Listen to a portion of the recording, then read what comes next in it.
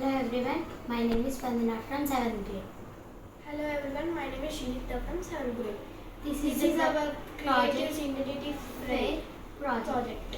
Its name is Rainwater Harvester. Its theme is to save rainwater.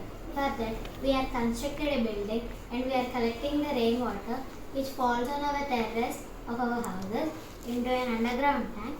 This tanked water is connected with a pipe, and this piped water will be used in our houses for different purposes.